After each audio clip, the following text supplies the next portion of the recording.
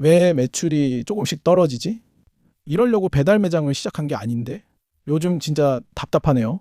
무슨 우산 장수도 아니고 가정의 달이라 돈이 없어서 조용하고 비가 와서 조용하고 날씨가 더우면 냉면만 먹는지 조용하고 시원하면 나들이 간다고 조용하고 도대체 이유가 뭘까요? 혹시 저만 이런 건가요? 사장님들도 비슷하신가요? 도대체 장사는 언제 잘 되는 걸까요?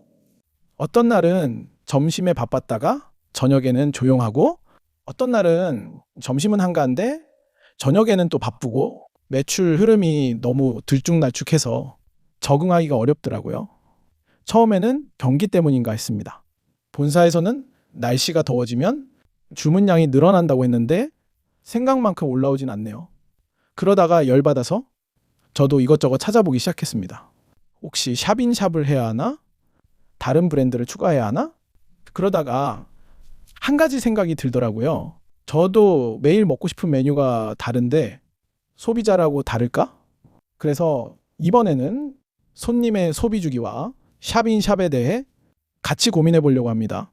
저 역시 아침에는 커피가 생각나고 점심에는 든든한 밥이 생각나고 저녁에는 치킨이나 술 한 잔이 생각납니다. 오늘은 찜닭이 먹고 싶다가도 내일은 족발이 먹고 싶고 다음 날에는 마라탕이 먹고 싶어집니다.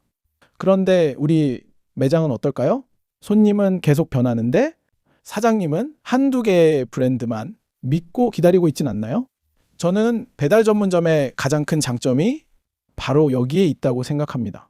오프라인 식당은 메뉴를 바꾸기가 쉽지 않습니다. 간판과 인테리어를 바꿔야 하고 비용도 많이 들어갑니다. 그런데 배달 전문점은 다릅니다. 새로운 브랜드를 테스트할 수도 있고 샵인샵을 추가할 수도 있고 고객 반응을 보면서 계속 수정할 수도 있습니다. 여러분도 술 마신 다음 날 점심에는 해장 국물이 생각나고 저녁에는 바삭한 치킨이 생각나지 않으신가요? 그게 바로 소비주기입니다. 주식도 한 종목에만 투자하면 위험하죠? 배달 매장도 마찬가지인 것 같습니다. 브랜드 하나에 모든 것을 걸면 그 브랜드가 흔들릴 때 매장 전체가 흔들릴 수 있습니다. 그래서 저는 손님의 식사 시간과 소비 주기에 분산 투자하는 것이 샵인샵의 본질이라고 생각합니다. 결국 손님이 우리 매장을 떠올릴 기회를 늘리는 것이죠. 기업들이 왜 이렇게 필사적으로 소비 주기를 연결하려고 할까요? 저는 결국 생존 때문이라고 생각합니다. 디즈니를 한번 보세요. 디즈니는 영화만 파는 회사가 아닙니다. 영화, 캐릭터 상품, 테마파크, OTT까지 연결하면서 고객을 계속 자기 생태계 안에 머물게 합니다. 우리 배달 매장도 똑같습니다. 저녁에 치킨을 시킨 손님이 다음날 점심에도 우리 가게 메뉴를 떠올리게 하려면 그 손님의 점심 소비 주기를 공략해야 합니다. 저는 그것이 샵인샵의 핵심이라고 생각합니다. 실제로 어떤 매장들은 여름에 열무국수를 팔면서 동시에 삼계탕도 판매합니다. 이상하지 않나요? 뜨거운 음식과 차가운 음식 전혀 어울리지 않을 것 같습니다. 그런데 손님의 욕구는 다릅니다. 누군가는 체력 보충을 원하고 누군가는 입맛 회복을 원합니다. 치킨집 사장님이 점심에 김치찌개에 샵인샵을 넣는 것도 같은 이유입니다. 저녁에는 치킨을 찾지만 점심에는 집밥 메뉴를 찾는 소비자가 있기 때문입니다. 결국 중요한 것은 메뉴가 아니라 손님의 소비 주기라고 생각합니다. 그렇다고 아무 브랜드나 넣으면 될까요? 저는 아니라고 생각합니다. 사실 저도 이번에 샵인샵을 추가하려고 하면서 정말 많이 고민했습니다. 그 브랜드 주문 많다던데 해볼까? 주변에서 추천하던데 괜찮을까? 본사에서 괜찮다고 하니까 넣어볼까? 그래서 저는 나름대로 몇 가지 기준을 만들었습니다. 물론 정답은 아닙니다. 저도 계속 수정하고 있고 지금도 배우고 있습니다. 첫 번째는 설비 공유 가능 여부입니다. 저는 이게 생각보다 정말 중요하다고 봅니다. 새로운 브랜드를 넣었는데 화구가 부족하고 튀김기가 부족하고 냉장고 공간이 없다면 어떻게 될까요? 매출은 늘어도 운영은 더 힘들어질 수 있습니다. 예를 들어 기존 브랜드가 오븐을 주로 사용한다면 새로운 브랜드는 화구를 사용하는 메뉴를 선택하는 것도 방법이라고 생각합니다. 반대로 기존 브랜드도 화구, 새로운 브랜드도 화구만 사용한다면 주문이 몰리는 시간에는 병목이 생길 수 있습니다. 두 번째는 조리 시간입니다. 그런데 조리 시간이 짧다고 무조건 좋은 건 아닌 것 같습니다. 저는 오히려 조리 시간의 조합이 중요하다고 생각해요. 예를 들어 기존 메뉴가 20분 정도 걸린다면 새로운 브랜드는 5에서 10분 안에 나오는 메뉴를 넣을 수도 있고, 반대로 기존 메뉴가 빠르게 나간다면 중간 정도의 조리 시간을 가진 메뉴를 넣는 것도 가능합니다. 결국 중요한 건 우리 매장의 설비와 동선, 그리고 나의 운영 숙련도라고 생각합니다. 기존 브랜드도 화구를 계속 사용하고 새로운 브랜드도 화구만 사용한다면 피크 시간에는 주문이 밀릴 수 있습니다. 반대로 오븐을 사용하는 브랜드와 화구를 사용하는 브랜드를 조합하면 생각보다 운영이 수월할 수도 있습니다. 저는 새로운 브랜드를 고민할 때 실제로 주문이 들어왔다고 가정하고 머릿속으로 시뮬레이션을 해봅니다. 주문이 동시에 5개 들어오면 가능한지, 포장은 어떻게 할 건지, 라이더가 기다리면 대응할 수 있는지, 이런 부분들을 먼저 생각해 보는 것 같습니다. 결국 샵인샵도 잘 팔리는 브랜드보다 내가 운영할 수 있는 브랜드가 더 중요합니다. 잘 팔리는 브랜드를 넣었는데 주방이 무너지면 아무 의미가 없으니까요. 세 번째는 주방 동선입니다. 생각보다 이 부분을 많이 놓치시는 것 같습니다.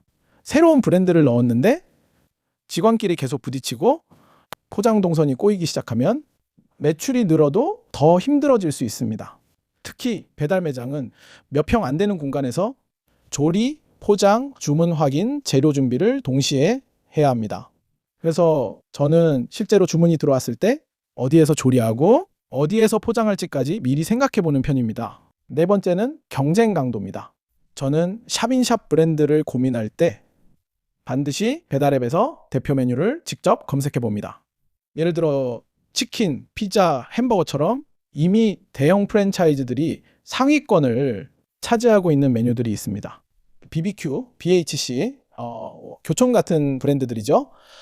그런데 초보 사장이 이 시장에 바로 들어가서 경쟁하면 어떨까요? 광고비 경쟁, 리뷰 경쟁, 브랜드 경쟁까지 해야 합니다. 생각보다 쉽지 않습니다. 그래서 저는 대형 브랜드가 상위권을 대부분 차지하고 있다면 조금 더 신중하게 접근하는 편입니다.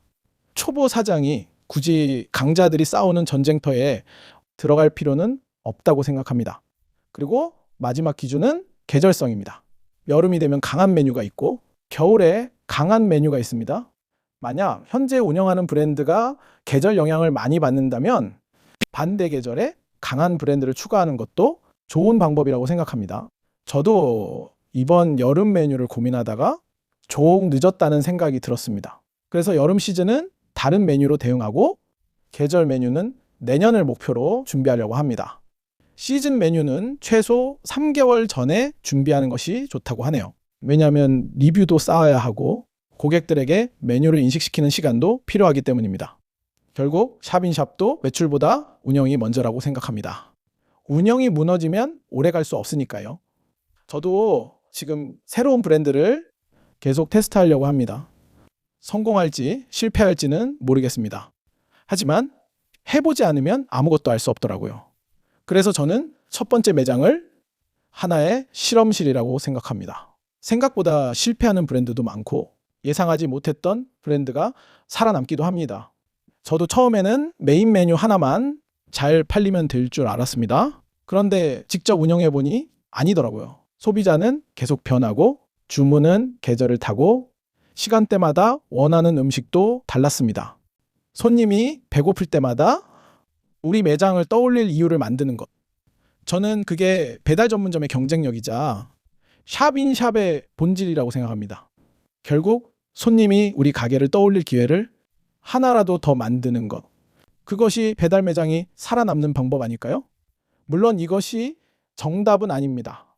하지만 한 가지는 느끼고 있습니다. 하나의 브랜드보다 소비 주기가 다른 여러 브랜드를 운영하는 것이 훨씬 안정적이라는 것을요. 현재 배미는 최대 4개까지 상호 추가가 가능하고 쿠팡은 조금 더 자유롭지만 정책은 계속 변하고 있습니다. 또 하나 체크하셔야 할 부분은 기존과 같은 카테고리로는 상호 추가가 어려울 수 있다는 점입니다. 반드시 각 배달앱에 문의한 후 브랜드를 선택하시기 바랍니다. 여러분은 어떠신가요? 지금 운영하는 브랜드 하나만 믿고 계신가요? 아니면 새로운 브랜드를 고민하고 계신가요?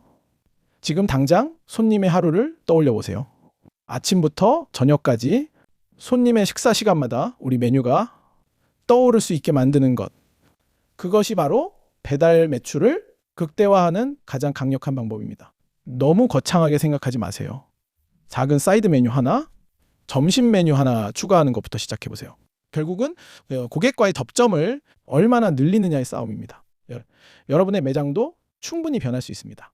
완벽한 브랜드를 찾으려고 하기보다 작은 실험을 계속해 보세요. 저처럼 실패도 해보고 새로운 시도도 해보세요. 그 과정 자체가 여러분의 매장을 더욱 단단하게 만들어줄 겁니다. 우리 같이 고민해 보시죠. 저도 아직 배우는 중입니다. 지금도 실패하고 수정하고 있습니다. 하지만 그 과정에서 얻은 경험과 데이터는 앞으로도 계속 공유해 보겠습니다. 장사의 고수분들은 댓글로 알려주세요. 우리 같이 살아남아 봅시다. 감사합니다.